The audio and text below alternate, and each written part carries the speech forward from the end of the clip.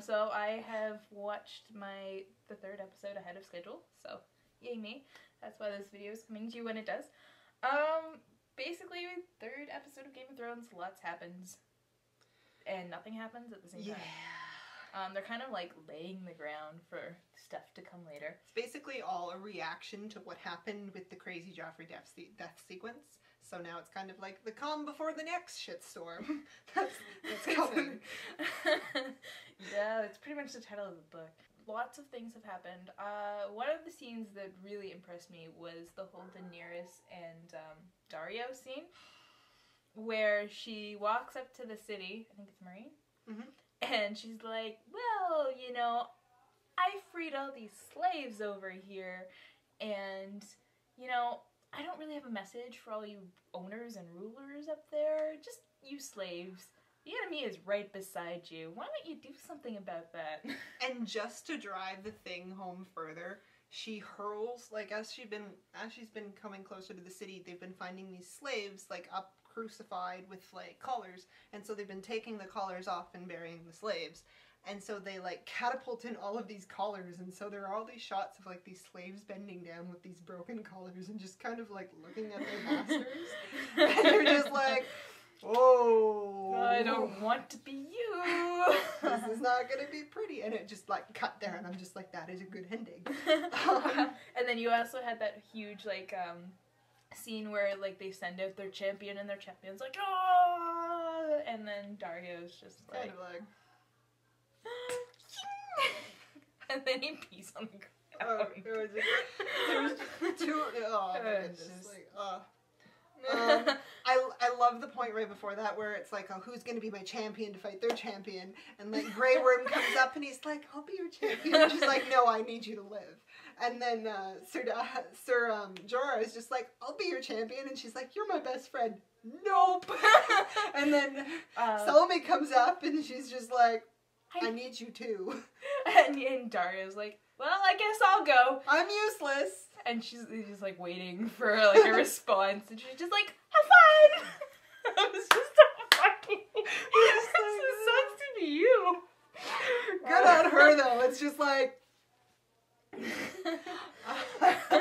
other important scenes that happened. One of my favorite moments is they're in the Sept, and Cersei and Tommen are like looking at Joffrey, and in walks Tywin, and he's like, your brother's dead. You know what this means now. And Tommen's like, what? And he's like, it means you're king. And what does a good king? And they go on this big, like, what makes a great king? And Tommen says a thing, and Tywin's just like, nope. And so, and then he's like, oh, basically, like, ask your advisors, and you'll be a good king. So just listen to me, buddy. And then he kind of like... I have some ideas. And Tywin's like, well...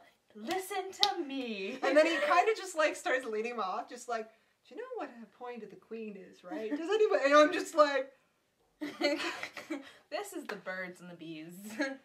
And out of everyone to get that from, I think Tywin is like the best guy because he's just, he's one of my favorite characters just because he has such a presence. And I think the actor definitely brings that to it. He has that crazy deep voice, and he's just kind of this calculating gaze, and he knows what's going on, and he's good at his job. So, like, him as Hand of the King, good, but he's an asshole. Yeah, and then, big thing, Littlefinger's minor reveal. It seems like a major reveal that he's like, oh, I stole you from the king. No, there's more to come. Littlefinger has been missing in the last few episodes, and, like, everybody's pretty much like, for, like, last series. He's just like, because he, like, left halfway through the last being like, I'm gonna go off to the Reach. See ya! And so everybody's like, oh, Littlefinger, he's being a good guy out there doing, like, the king's work. And meanwhile... taking it for the team. Meanwhile, he's just like, all right, you know what? For the last 3 seasons, you people have just thought I'm your glorified accountant making money appear. But oh no, I have people that I want to screw over. And it's my time now. I'm just like, oh my god, I love you so much. I'm gonna have so much fun waiting for him to, like, slowly, like, put the pieces, like, the last few pieces together on screen, because it's just so much fun, and you have no idea what his end goal is, and then he reveals it, and you're like, well, crap. Like, he is definitely in, like, my top 2 characters of characters I just love, because he's just so good at blending into the background. And he, like, they kind of revealed that him and Varys are the 2 who know what is going on at all times. Like, they have all the information. They're not really players in the game. They're just making sure that, well, all of the nobles and people screw each other over, that the realm continues. Littlefinger has now decided to get a little bit selfish, which is amazing, because he is probably one of the smartest people in this series. So, super excited for that. Little heart-wrenching moments. Sam and, I don't remember her name, but the girl... Gilly, yes. Where he's like, you need to go here and be safe. And she's like, you don't love me anymore? No, he's like, you need to be safe. And she's like, you don't love me anymore! And you're like, no! He's saying the words! Why aren't you And then our beloved Oberon, who, like, we're cheering for now, has this great scene with Tywin, where Tywin's like, you help me out, I give you the mountain. And Oberon's just like, really? Kind of wanted the mountain. I also kind of wanted you, but I'll take the mountain for now. Position on the small council? Cool, this is great. Like, I just love him. He's just so much fun. And Tyrion and Pod. Tyrion and Pod, just like, Pod, please, you know what? Further yourself. Get out of here. Survive. And Pod's like, but I don't want to. You were such a great master. And Tyrion's like, get out. You were a good squire, Pod. And you're just like... just cheered up a little bit there, honestly, because just so sad and so cute. Do we want to talk about the big issue that happened? Yes. I guess we should have started with that. Yeah, but... So, there was this scene that happened soon after Tommen and Tywin exited. Jaimie came in, and he's like, hey, Cersei, I know you're looking at your dead son. I guess our he's kind dead of... son. Yeah, I guess he's kind of our dead son, but you know what? I really want sex. And Cersei's like, no. Not in here, this is the Sept, this is our dead son. Yeah, no. And Jaimie's like, well, I don't give 2 craps. And it's a bit of a rape scene, and actually it's a really big rape scene. And it goes against character development, and it's really just there for the shock value, and they've been... The problem is Jaimie Lannister, he starts out as this dick character who you're not supposed to like. He's the play on the White Knight, and you find out he's kind of an asshole. And then as the series progresses, you kind of come around to liking him because he has this really skewed sense of honor, but it's still honor. Like, he does the right thing, it's just not... Again, it's not the code. And he generally, like, he's very aware. Like, he's not like the stupid character that people think he is.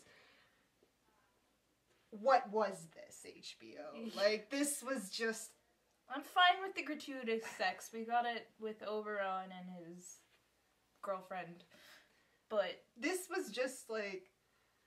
There was nothing there to support that. That's the thing. I don't know. Maybe they felt like they needed more in the episodes. They're like, well, what could spice this episode up? And well, the original scene in the book is a lot more interesting. Because in the book, I think it's Cersei who... She initiates it. And Jaimie's more along the lines of, we're in the Sept. This is not a good place. And he's just like, but she wants to sleep with me. Okay. And so they get it on in the Sept, and then she's just kind of like pushes him off, and she's like, I'm disgusted with you. You came back broken. I don't want anything to do with you. And yeah, it's more along the lines of, it kind of shows character development on Cersei's part, because she's had to fend for herself now at court without her brother. She always really had her brother like to back her up, and so now she's kind of moving forward on her own to do things, even though her moving forward ends up going down this long, kind of disturbing, crazy road, which we're going to get to in the show. But it kind of showed the relationship between them being skewed in a different way. There's not much more to say about it. Yeah, it's just... It was an interesting episode. Very good at some parts and off in some other parts. But anyways... We will see you next week with our long-winded blog. All right. Bye, guys. Bye, guys.